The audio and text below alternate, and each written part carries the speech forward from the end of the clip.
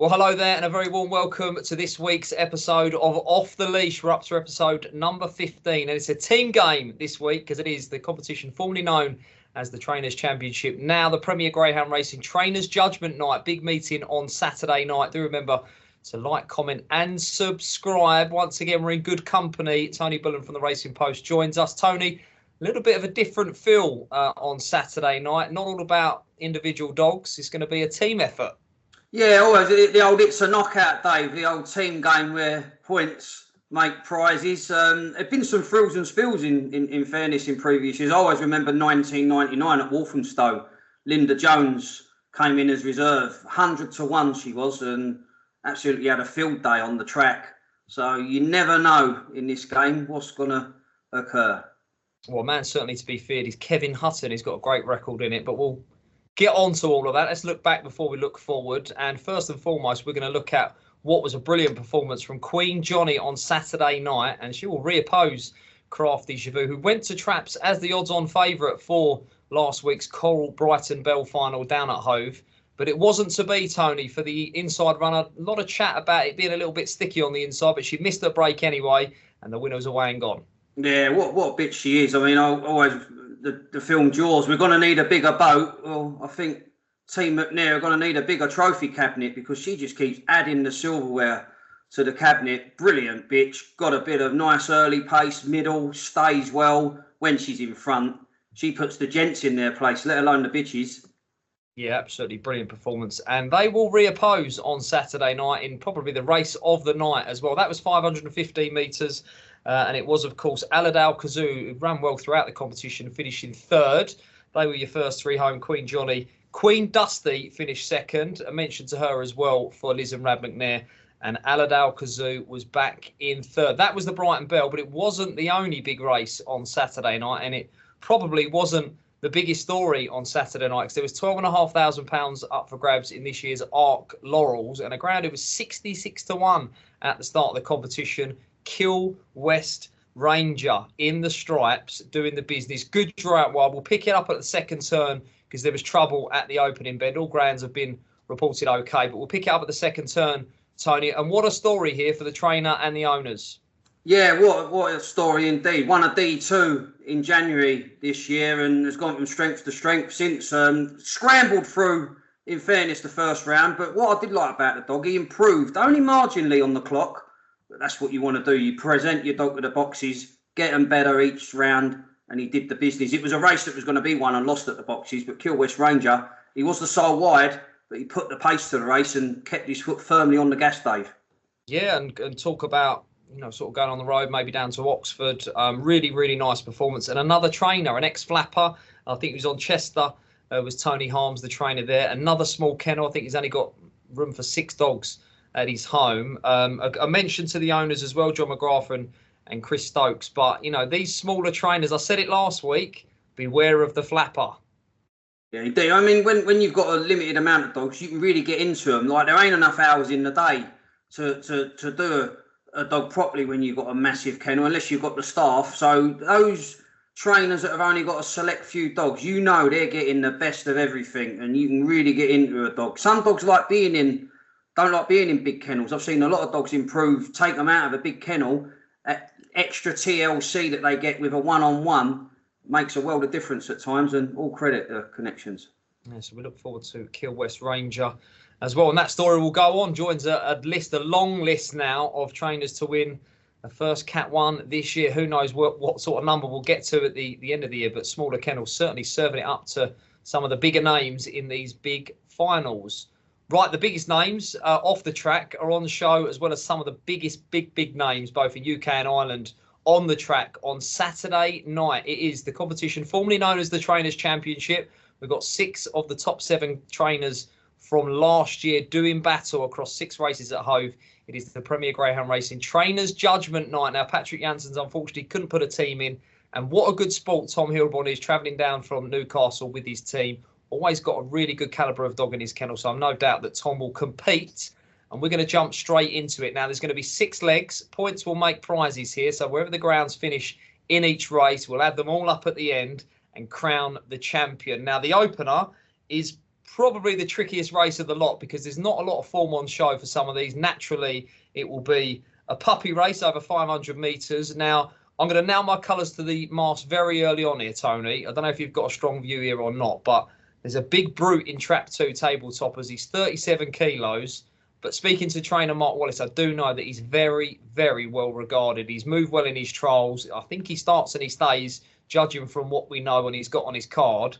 I think the 500 metres will suit him. And I'm going to go with Trap 2, but this is a real tricky opener, right? It certainly is an interesting newcomer, Tabletoppers. He certainly stands tall, 37 kilos, and as you say, moved well in the trials at Toaster and most recently at Hove. Greenwell Co. is well regarded by connections, but just lacks a look round and has sort of yet to iron out his trapping. I'm going to side with Ballymaxari here for Kevin Hutton, who does tremendously well in these Trainers Championship events.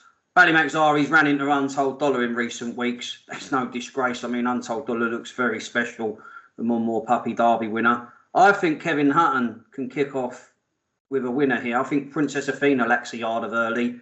And with a half-decent exit, I think Ballymaxari's got the pace to put herself in prime position off the second bend.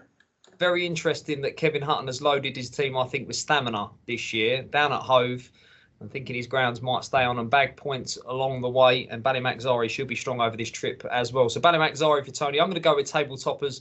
I'd suggest maybe treading carefully in that opener. Looks a real tricky race and some nice youngsters on show. Right, the second leg, the action is going to be fast and furious because we're going to be sprinting. Now, we've got the champion sprinter on the inside, Quatera, who won the Scurry Gold Cup and has got good form recently over course and distance as well. Now, sitting with Rad McNair when the trap draw was made, husband and assistant trainer to Liz, they've put King Capaldi in here, who is very, very fast over 4 bends. And I think he's got the speed to cope with 2 bends. It was interesting that Rab suggested that one, not necessarily the best box to break from over the 285. They're happy with Trap 2, and so am I, because I think he can get first run on Quatera and take the rail away with a smash break. How do you see it?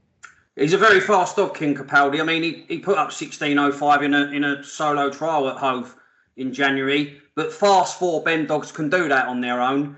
You're taking on a out-and-out sprinters in Quatera.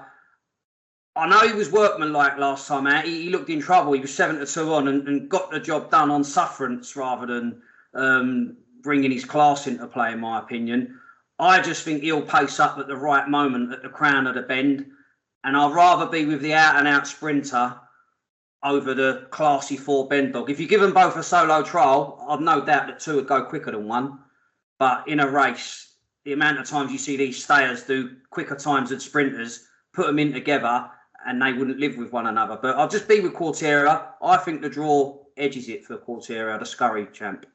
Okay, inside boxes for us. Hopefully Sign It Goofy will go well as well for John Mullins. Been a brilliant dog. I mean, he certainly, as Tony mentioned, he's a 4-bend dog with the pace to compete. He's stranded out in 6. I know that's where he wants to be, but he'll need to be flashy from the boxes. But no doubt John will get a tune out of him. An interesting race, but we're thinking dogs on the inside for the sprint. Right, we move on then to what will be the first of the 4-bend races for the dogs. We've got a bitches race, the back end of the card. This is the 500-metre leg. I thought this was quite tricky. We've got last year's Derby third, Cachise, in there. Richard Rees, not happy with the draw. Would like to see him drawn a little bit closer to the inside. King Sydney's got a good draw and has been running well in both success and defeat.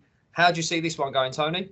Yeah, interesting race. I mean, Glorious Tom, runner-up in the maiden derby at Toaster last weekend. Ballymac John's the type of dog that I think can go well fresh. Has got proven form over course and distance. But I like John Mullins, Bombay the Joker. I mean, I don't know if the trainers are allowed to play a joker, but I would expect John to play his joker here with this fella. He's getting a right tune out of him, is John. Nice early pace.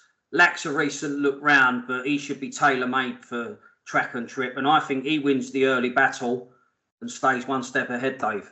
Well, at the time of the recording, jokers have not been played yet or decided, but there will be a joker on the night for each of the trainers, and I think it's double points there. So it'd be interesting to see where and when they play their jokers, but got to be revealed early on before the meeting starts. So Tony thinking Bombay the Joker. I think Bombay the Joker is John's best chance of a winner on the card as well. So 2 votes for the white jacket runner down the middle there. Right now we move on to the 515, which is the second of the 4 bend races. And I think the biggest star on show here is going to be King Memphis, who's anti-post favourite for this year's Greyhound Derby.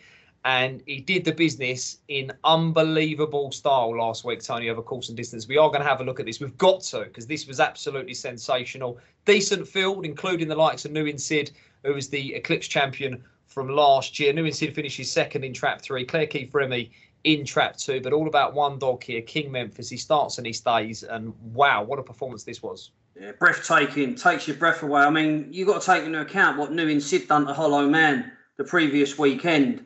And this King Memphis, I mean, as I say, walking in Memphis is absolutely joy to watch in full flight. I can't see any reason why he don't dish out more punishment. I think I Am's a Sydney's a points getter for John here. He's a dog that's versatile over 6 bends, dropping down in distance. I mean, he done 28.87 at Toaster when chasing home Crafty Chavoo. So he could be one like where Liz and Rad McNair and Mark Wallace are holding all the aces. It's what the others do, and there's going to be some valuable points up for grabs for the places. And I think I Am's a Sydney can finish second to King Memphis here. Yeah, big fan of the dog. He starts and stays. Got good form, top class form over 4 and 6 bends. And I think Coppice Warrior as well might run a race here for Kevin Hutton. Another strong running soul, form over 6 bends. You know, King Memphis is probably going to get off the front and maybe break the hearts of the likes of New Sid. So look out for the full cast and tri-cast there. Might be able to bag one at a big price, but all about King Memphis. He really is a star. And he's, as I mentioned, one of the biggest names on show on the track on Saturday night at Hove. Right, we now go to the Stayers race. And I'm thinking, Tony, I don't know if you've had time to really sort of cast your eye across all the runners and maybe price it up. But I'm thinking that Garfinny Blaze is going to be one of the shortest price runners on the card here. He goes in Trap 4, the Arc Cesarewicz champion. He's been trialling well. He's going to be very hard to beat, right? Yeah, he had to dig deep when he was last seen over course and distance. Come from sort of in an unlikely position, the Cesarewicz winner. Yeah, I think he obliges here. The Havana top note, I mean, what a CV this dog's got. I mean, he missed the competition, thrives in competitions, not necessarily wants to be drawn that far out. The flying new ointment here could be Tom Hilbron's Infield Charm. I like her. I know she lacks a look round, but I think that will turn her on rather than put her off. And she's another one that could sort of throw a spanner into the works in this particular race. But Garfinny Blaze, if he brings his A game, he's going to be very, very tough to contain. Yeah, interesting you mentioned Infield Charm, because regular viewers of the show will know that I put up and backed Infield Charm for the Grand Prix up at Sunderland. I think she's classy. You know, she showed up well over 8 bends at Toaster recently as well. And I'm the same as you. I think a change of scenery might just switch her on. Another one to look out for, maybe at a big price, will be Trap 6, Droopy's Creative for Kevin Hutton. Another strong running sort with a good draw. And maybe one to pick up more points for Kevin around the outside there. But all over Garfinny Blaze, much like Tony. Class act, and has been trialling very well. And then we get to the final race, the 851, which is the bitches contest. Now, we've seen Crafty Chavoo and Queen Johnny go at it last week in the Brighton Belle final. That was 515 metres. This race is just 500 metres, so a short run to the turn here. Will that be a deciding factor, Tony? Well, I mean, at this stage, we don't know how the points are going to be resting, but if it works out as planned, then this could be the decider between Crafty Chavoo and Queen Johnny. I was disappointed with Crafty Chavoo last weekend. I didn't like the way she come home in the end. I know it was the tricky conditions, the track was holding. The 515 is a shorter run to the turn, and one could easily trap on terms and use the inside line. But I have to stick with Queen Johnny on what my eyes showed me last weekend. I just didn't like the Crafty Chavoo performance. Listen, the fact that she's lining up, all is well, but I just think Queen Johnny's got the momentum, and I'll be with Queen Johnny. Yeah, I'm different in that I've been reeled in maybe by the shorter run to the turn. Now, I can forgive the run. There was a lot of chat about how tacky the inside was, and she missed her break. And there's no better man at the end of the lead than the champion trainer, Mark Wallace. So I've got to believe that Crafty Chavoo, the best version of her, is going to turn up. Conditions are going to be different, and she'll have the inside line into the turn. So it's a hell of a race. I think it's the race of the night. Can that form be reversed. We shall see. And it's the last race as well. They're the big two in the market. I'm going with Crafty Chabot on the inside. Tony's going with Queen Johnny. And we'll now bring in how the outright market looks, because just to show you how important that last leg could be, we've got Liz McNair in at 5-6 and Mark Wallace at 6-4. It could, and I think it may well go down to that very last race, Tony. Yeah, I do. I think it will. I genuinely do. And this is the thing. It's not necessarily about the winners. It's about where you don't want to have too many 5th or 6th places, because the points are going to be valuable come the end. I mean, look, we're talking about the market principles in Mark Wallace and Liz McNair, but stranger things have happened. I remember standing on the terraces next to Linda Jones, and Mark Wallace was only a kennel hand then, and all of a sudden had a big price winner, another one went in, all of a sudden 100-1 Linda Jones has got it sewn up. So that's the beauty of sport, Dave. Nothing's ever guaranteed. Well, it looks a match-up on the market, and we wish everyone the very best of luck involved. However, we're here to find winners. Who do you think is going to come out on top, Tony? I'm going to be with Team McNair. I just think they've got a lot of strength in depth. They do look a little bit weak in the opener. So if there is an in-running market, maybe they might drift. But overall, when you've got the kings and queens turning out, I think there'll only be one crowned on the night, and that'll be Team McNair. I think that's a really shrewd play. Now, hopefully, some of the firms will go in running with this. And I'm like you, I don't fancy Princess Athena in that opener. So, you know, I don't think she'll finish last because she's strong over the trip, but I don't think she's going to finish first. So that 5-6 might end up being evens or even odds against, and you know, could be a play. However, I'm going to look beyond the front two in the market. I think you can have a little bit of an interest at a bit of a price here. I've mentioned it throughout the show. Kevin Hutton is a man that knows how to get it done. He's got a great record in the Trainers Championship. I think his team's loaded with stamina. I don't think any of these dogs are going to finish last. I don't think Kevin's going to finish last. He's third in 2 places. I think maybe you could have a little go each way, and you might get a thrill halfway through the night. If things are not quite going to plan for the big guns, his strong running dogs will be coming through and picking up points throughout. So I'm going to go with Kevin Hutton each way in the Premier Greyhound Racing Trainers Judgement Night down at Hove on Saturday. Tony's very much with Liz McNair, and I think it could be a shrewd move if you can get involved in running after leg 1. But we wish everyone the best of luck. It's going to be a brilliant night of racing. And that will, of course, be on Sky Sports Racing behind the red button as well. There, those 6 races. Right, now, the most important part of the show. Now, I actually have the honour here, Tony. I'm going to claim Untold Dollar, who did go off shamelessly around about 3 on. But when we recorded and we put the show out, was 8-11, did the business in the Hove Puppy Cup. So I've got the honour for once. I've wrestled it away from you. And I'm going to go with Bombay the Joker. We think, you know, John Mullins is probably going to play this as his Joker. I think he's his best chance of a winner. I like the draw. I think the dog's explosive from the boxes. He's got sort of sprinter's early pace, and I think he'll be away and gone. So he goes in the 7:03, halfway through the Trainers Judgement Night at Hove. That's going to be my pick. Where are you off to this weekend for the best bet for us, Tony? Well, I've used me Mulligan. I was well overdue a Mulligan, Dave. So hopefully back on the right path. We'll get on the fairway this weekend. I think Raisbury Katie in the 451 at Sheffield. It's a 3 steps to victory trial stakes. It's over the 480 metres. She's got form over the 500. I don't think the short run to the bend will inconvenience her. There's a few staying types up the middle in Claire Keith Remy and Dubai Kid.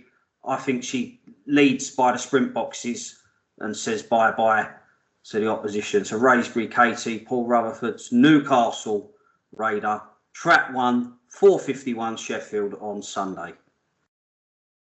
Well, good stuff. That is out there, our best bets. And that was the Premier Greyhound Racing Trainers Judgement Night. We'll be back next week to look back on that, and as well as look forward to the weekend's top class action. Tony, as ever, we thank you for your expertise and your time here on Off the Leash. Do remember to like, comment and subscribe.